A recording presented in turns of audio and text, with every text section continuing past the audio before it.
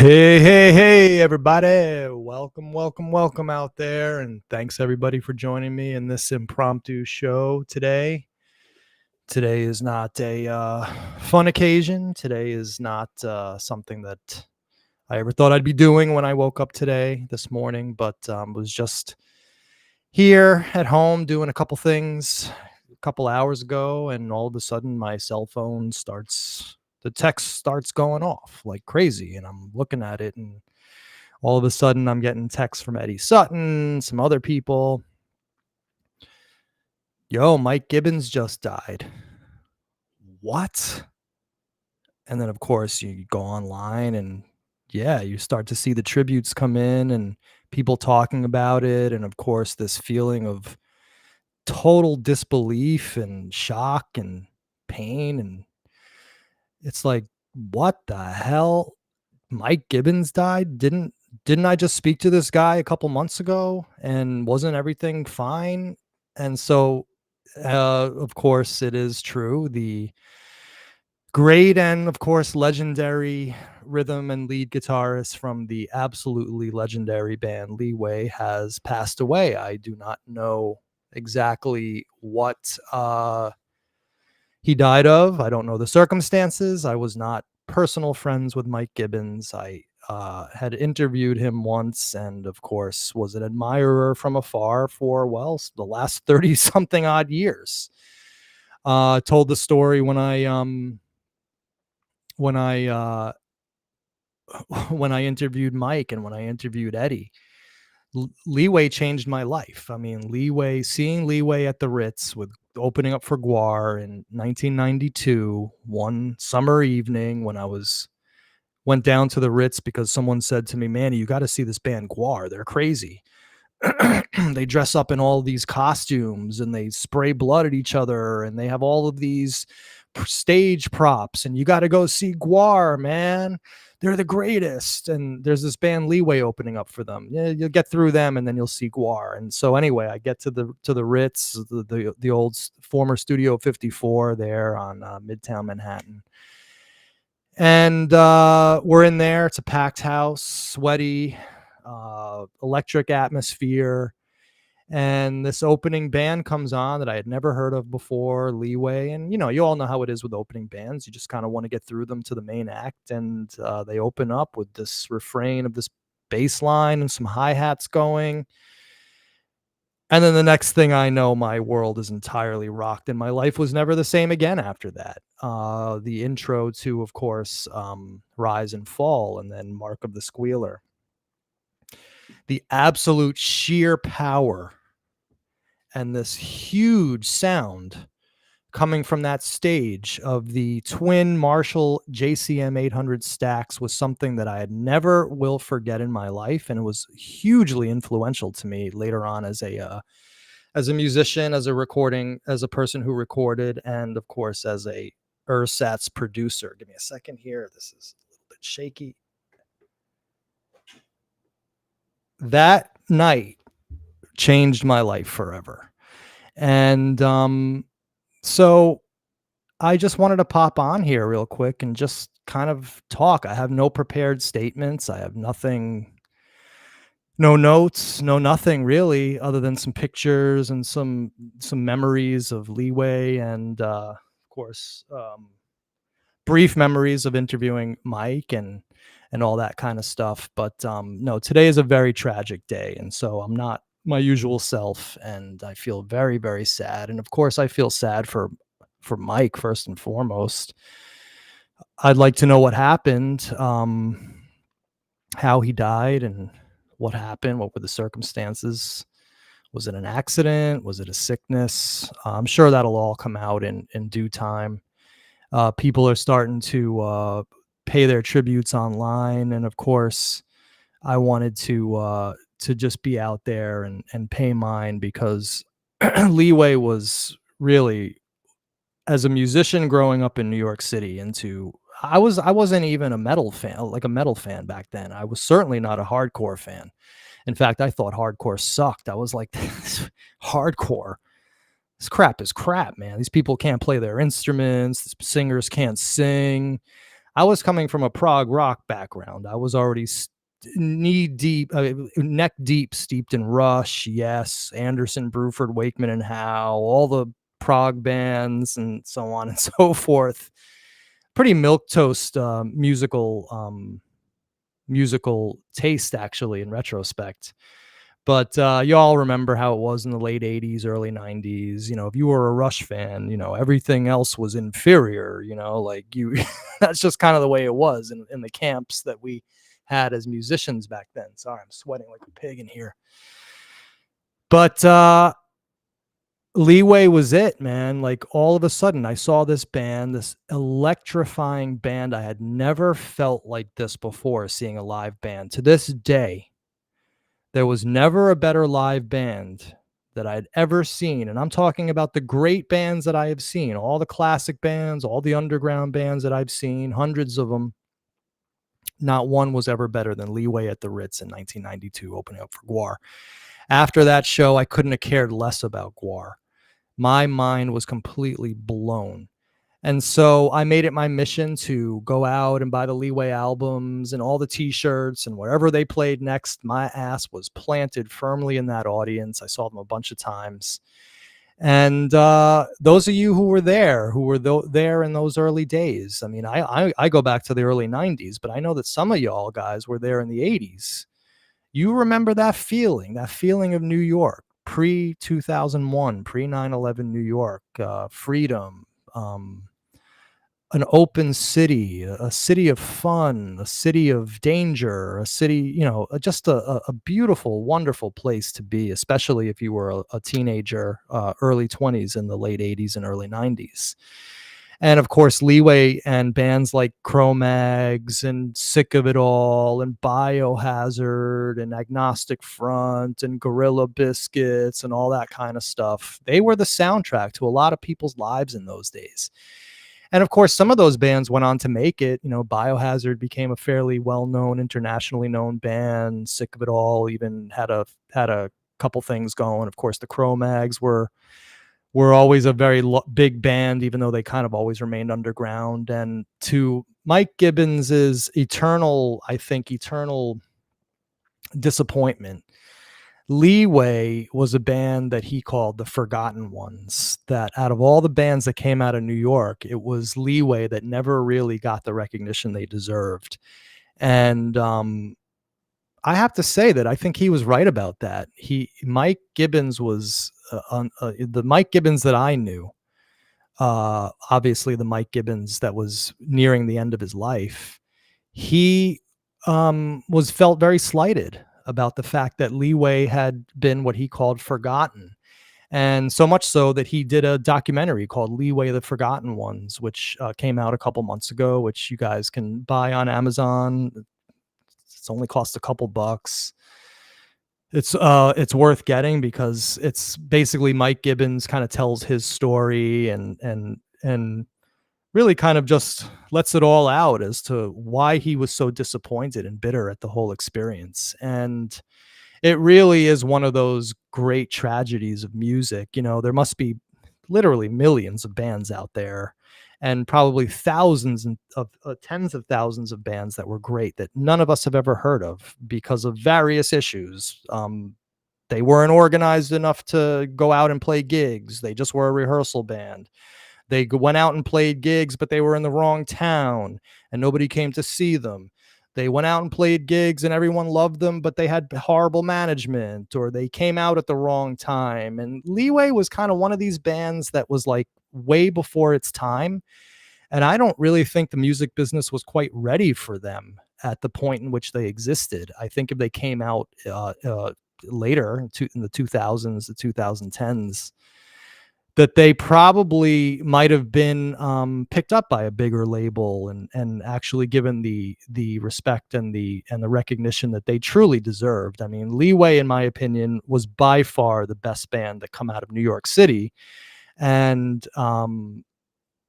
easily, in my opinion, the best band to come out of the whole hardcore thrash scene. And they're a band that we need to, as fans of this style of music and as fans of Leeway, and as fans and as people who like people like guys like Mike Gibbons and Eddie Sutton and Tony Fontau and guys like that. It's up to us now that we need to keep the memories and the legacies alive. Because obviously, with the death of Michael Gibbons, there's not going to be any original lineup reunions of Leeway, if that was even a possibility to if that was even a possibility of happening. But now, of course, it's an impossibility. And we all know that Eddie Sutton, the great Eddie Sutton, is going through his health issues as well. And hopefully, I'm in talks with Eddie to get him back on the air to talk about a few things. So hopefully that'll work out in the next month or so. But it's up to us. We have to keep this guy's legacy, this band's legacy going, and hopefully it goes on for a while. But one of the things we all have to remember is that the famous saying of the Buddhism, which is everything is temporary, right? You should just tell that to yourself anytime you get down, right? Everything is temporary. That little depression you're going through because something happened, it's temporary. The anger you're feeling because that guy cut you off on the road in your car, it's temporary. Everything is temporary, including music scenes, lives of bands, and of course, the life of people. And of course, generations are temporary as well. Eventually, it's going to be 100 years from now, 200 years from now, and really none of us are going to be remembered or cared about. I mean, do you remember some random person from 17, 23, right? That kind of thing. But while we're all still carrying the flag, we need to remember bands like Leeway and remember guitarists like Michael Gibbons. Mikey Gibbons was a very special musician. Eddie Sutton told me, he said it really well. He said, every neighborhood in New York City had this prodigy guitarist, the guy who could like play your Randy Rhoads, your Yngwie Malmsteens, and really nail it. And Mikey was that guitarist in his neighborhood in Queens. He was a child prodigy. He was a prodigy of the guitar. This guy was an extremely interesting musician as well, because even though he was playing heavy thrash music, and some would say New York hardcore, although I never considered Leeway hardcore. I considered them to be metal and thrash. He was a fan of Yes. He was a fan of Rush. Alex Lifeson was one of his favorite guitarists. So this guy was bringing incredibly diverse influences into a band like Leeway. And I truly believe that he was one of the absolute reasons why they became such a legendary band. It was really, truly a pairing of the right people at the right time. Eddie Sutton, AJ Novello, Mikey Gibbons, that triumvirate, that core of Leeway that made the two classic albums, Born to Expire and Desperate Measures, will always, in my mind, be considered legendary musicians. Of course, Tony Fontau is one of the great pioneers of metal drumming, double bass drumming in particular.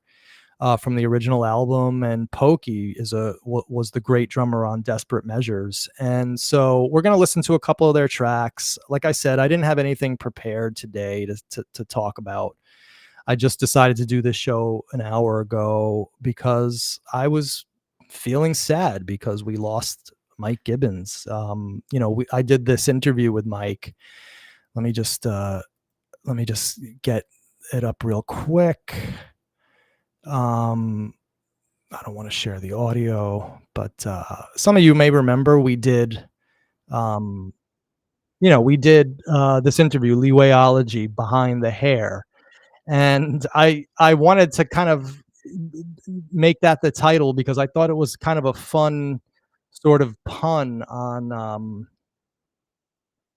Mike's stage presence, and his stage appearance back in the day. The dude was like, all I remember seeing was this frizz and shock of hair, head banging. I didn't even see a guy's face. I had no idea what this guy even looked like until until this interview.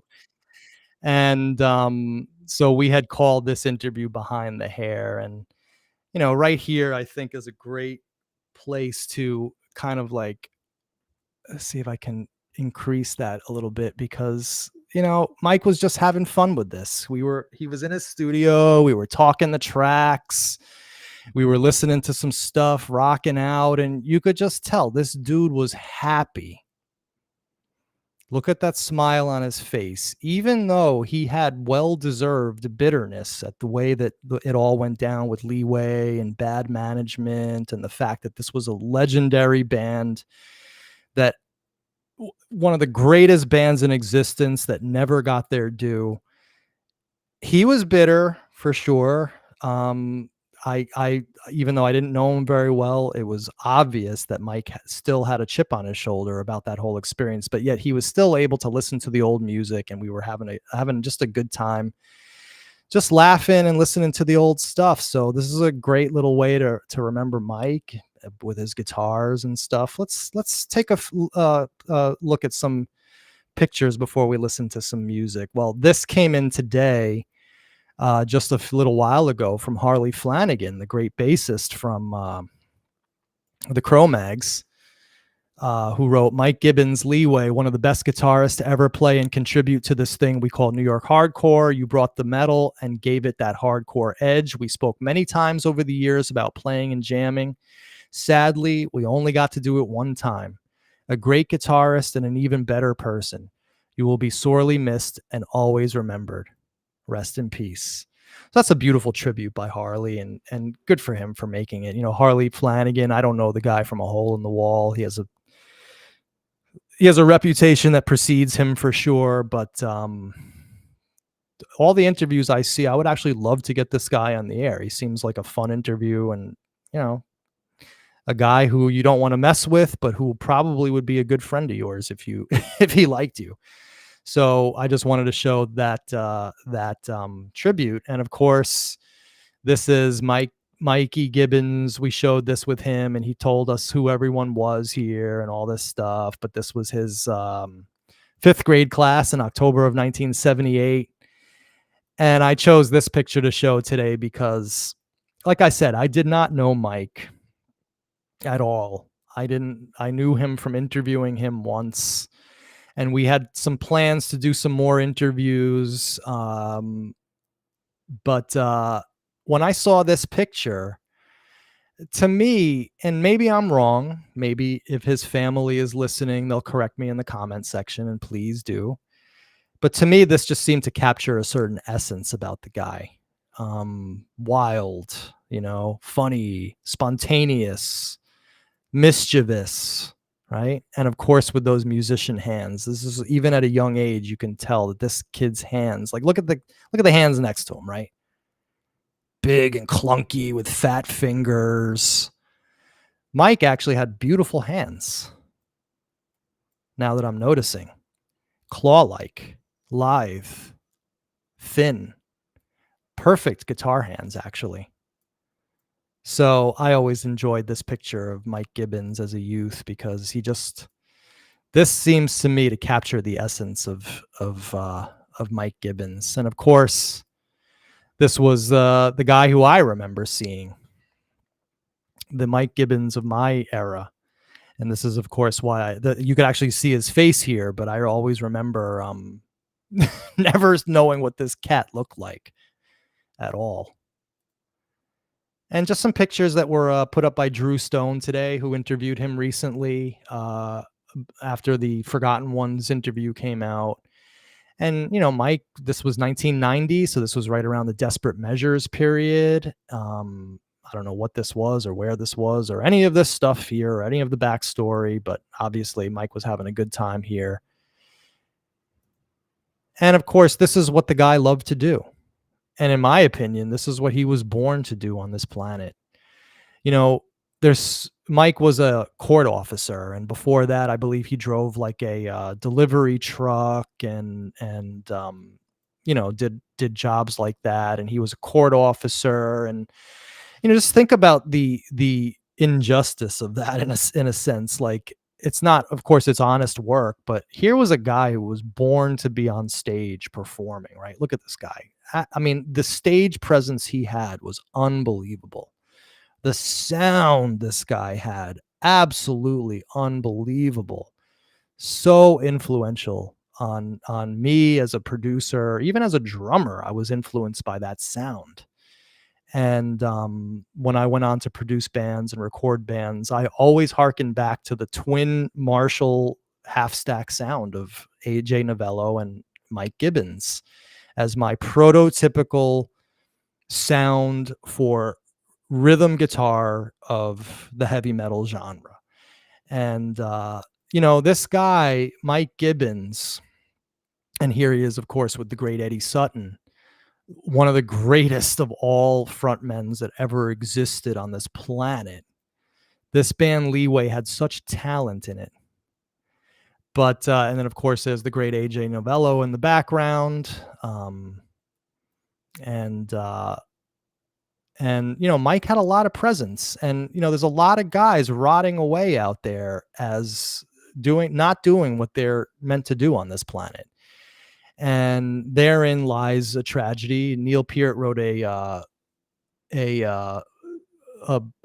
great song about it called Middletown Dreams. It's on Power Windows. And I think the lyrics are, "It's understood by every single person who'd be elsewhere if they could." And those lines are very poignant to me in regards to Mikey Gibbons, because one of the things while talking to Mike that I always felt about him was that he just never felt he got the recognition and that he deserved, and he absolutely deserved it. He never felt that him and his band, mainly his band, because it wasn't about him, it was about the music that he created with that band. He held the flag up for this band, I'm going to say, till the day he died. And he always felt like they just never got what they deserved. And honestly, he was right. Leeway were the forgotten ones, and they were the ones that didn't get what they deserved. They should have been huge, and they weren't. And we can talk all day about why that was, management, band issues, internal issues in the band, and all that kind of stuff. And all of those things existed and did contribute to the fact that Leeway were the forgotten ones. But regardless of all that, forgotten or not, this band is one of the most important bands that has ever existed in the history of music. I'm convinced of it. I will go to my grave saying it. And I am extremely proud of the fact that I was able to see this band in 1992. I was 19 years old. And I saw them in what I considered their heyday, that Desperate Measures era sound, so tight, so polished on stage, just an unbelievably great band. So of course here is the man's studio. I don't know maybe this is one of Pokey's symbols, I have no clue.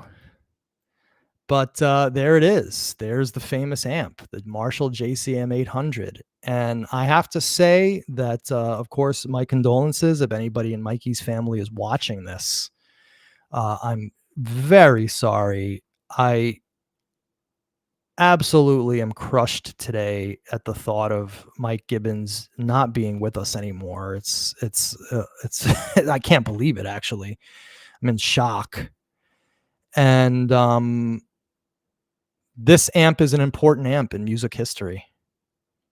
This amp should be saved, protected, put into glass, given to a museum. I don't know what has to happen with this amp, but this is one of the most important amplifiers in all of rock and roll history here, in my opinion. This Mike Gibbons's Marshall JCM 800 is an iconic piece.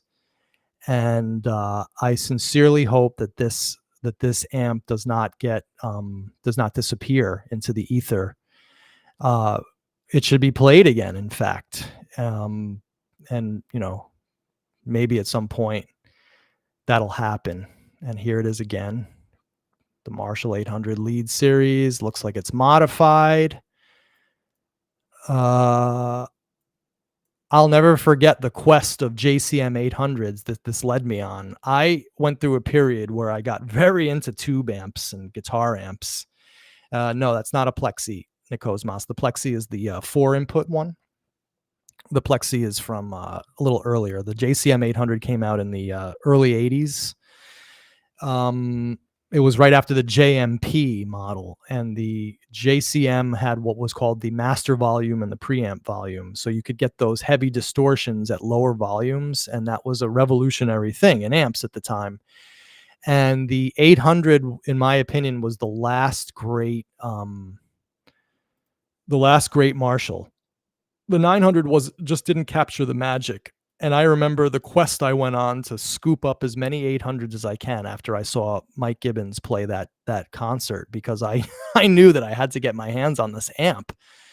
And at one point I owned about 10 Marshall 800s. I had combos, I had heads, and of course I had the half stacks and the stacks, because at one point in my life I was producing bands and I was recording and doing all that kind of stuff in the early 2000s. And the 800, JCM 800, was always the sound that I returned to. And it was always because of Mike Gibbons. You know, Mike Gibbons says that they were the forgotten ones, right? The truth is they really weren't. Leeway are not forgotten. And Mike Gibbons, I think, would actually be shocked if he had realized the extent to which people just absolutely loved his band and thought that they were the greatest thing since sliced bread. Here's Leeway, the forgotten ones. In fact, I have a personal story about this. And I am ashamed to say that I actually got miffed at Mike Gibbons because of this. But after our first Leeway show, Leewayology number 2, it was Behind the Hair, a conversation with Mike Gibbons. I thought the interview had gone great. I was like, this was fantastic. We got to do this again. But here's what I want to do, Mike. I want to do a show. Actually, I want to do a series of shows, Mike. I want to do a series of shows where we talk about Born to Expire and Desperate Measures, and we go through track by track where you play the parts and you talk about the recording and what mics you used and what pedals you used and what guitars you used. And we had our first episode lined up. It was scheduled. We were ready to do it. And 3 hours or 4 hours, it was a few hours before showtime. It was another one of these live streams. Give me a second here. And you know, I hope people don't think that I'm talking out of turn here. This is actually, I'm going somewhere with this. Mike canceled the show on me. He wrote me an email and he said, Manny, let's not do the show. I'm not feeling it. You know, I just don't think anyone's going to be interested in this. He actually said that. He said, I don't think that there's any interest in this. I felt he was completely wrong. I wasn't going to argue with Mike. I had too much respect with him to argue the point, but I canceled the show. And honestly, it left me with a bad taste in my mouth. I was miffed at Mike Gibbons for doing that. Because not only did we cancel the show, but also I felt like he was so wrong that people weren't going to be interested. Can you imagine if we had done those shows, how important his musically people would have gotten something out of those shows?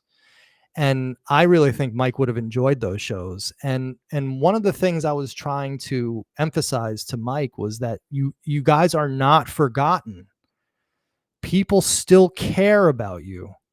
People still want to know the minutiae and the intricacies of your band. And now we have the opportunity to do it. We have the live stream capability. You're in your studio. We can set up the studio. Other bands are doing this now, and it's a genre of video on YouTube that's getting really popular. Musicians playing their, explaining how they recorded. And Mike wasn't into it. He just wasn't feeling it. He said he didn't think anyone was interested. And so that was really the last I had anything to do with Mike. I did a show with Tony after that. And then I did a second show with Eddie, and then the Leewayology series kind of fizzled out. And I never broached the subject with Mike again, because I just figured, well, he's not interested. So we're not going to do this. And now, of course, I'm kicking myself in the ass because, well, not only did I kind of leave my relationship with Mike Gibbons with a little bit of a bad taste in my mouth, which I don't feel good, I don't feel good about that. But I also left him with the impression that he was correct, that people didn't care and that people were not into this. So Mike, all I have to say is that if you can still hear me out there, if there is some sort of afterlife, if you're somehow able to get even the energy that we're all putting out, you need to understand that you were not forgotten, Mike, that you were cared about and cared for musically, and that people did find your music to be incredibly influential, incredibly important. And to this day, people are still going crazy for Leeway. So I think this is a good time to listen to one of the great tracks of Leeway. This is off their first album, and this one's called Enforcer.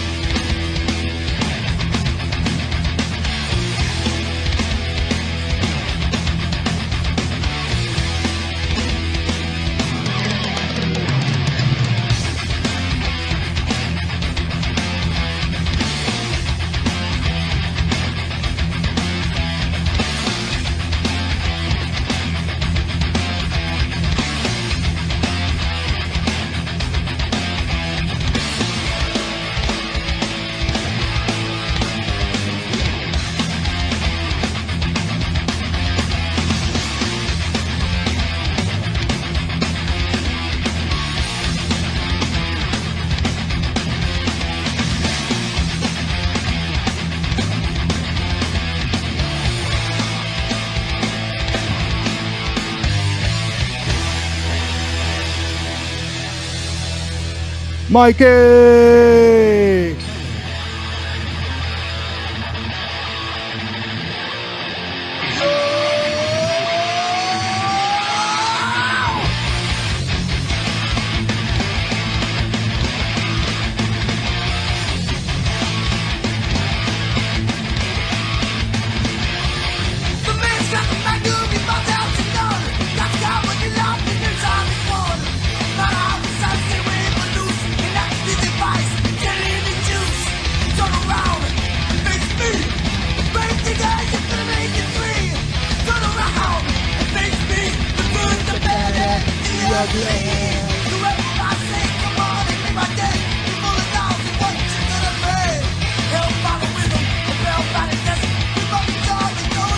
Hit me, Tony.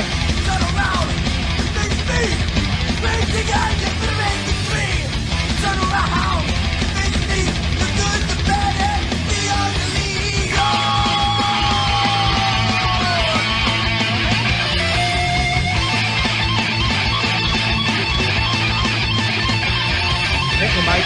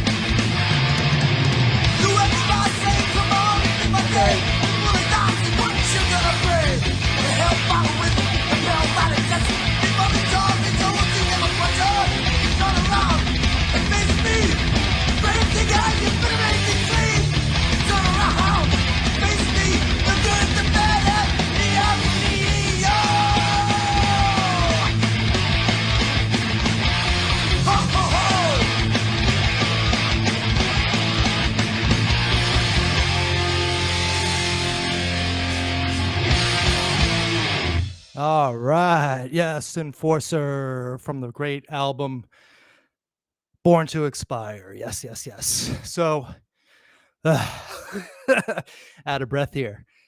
So, unbelievably great stuff. And so, I think I basically have said everything that I need to say. I think what we need to do is play some more music. So, of course, this next song coming up here is one that I talked to pretty extensively with Mikey about in our interview. It's the last song on the album Desperate Measures. Sorry, I'm completely out of breath from air drumming. And this is a very special song. It really encapsulates everything that Leeway was and could have been in one fell swoop. So this one's a little long. It's about 7 minutes long, but it's a journey. And in my opinion, it's one of the best things that Leeway ever produced. And I know that Mikey himself particularly loved this song. So we're going to play this one and then we'll say goodbye. This one's called The Future Ain't What It Used to Be.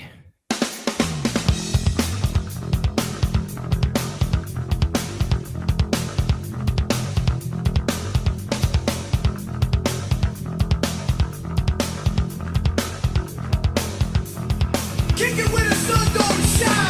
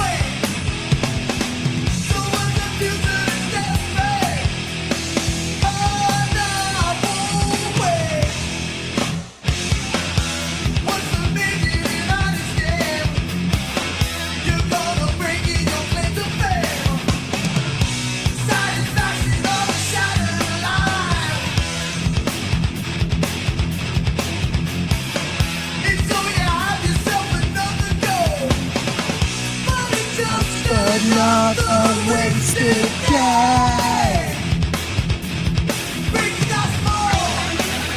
Come on, Mikey. Hit me, AJ. Come on, Pokes.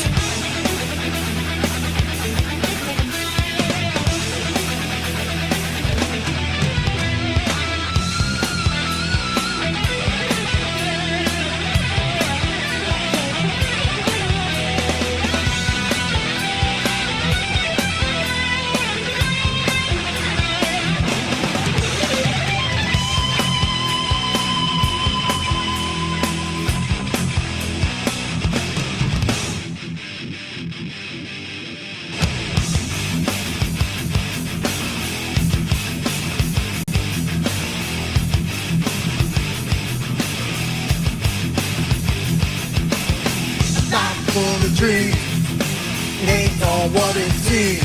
Yo, caught like a rat in the middle of a death trap. to you on home. Everyone seems known with no direction, no lawsuit. Go. Dr. Doodle-Doo.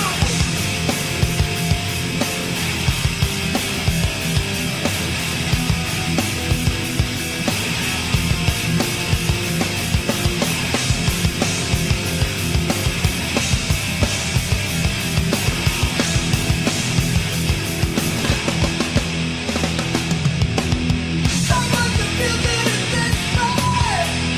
Oh no way. Someone confusing in this way.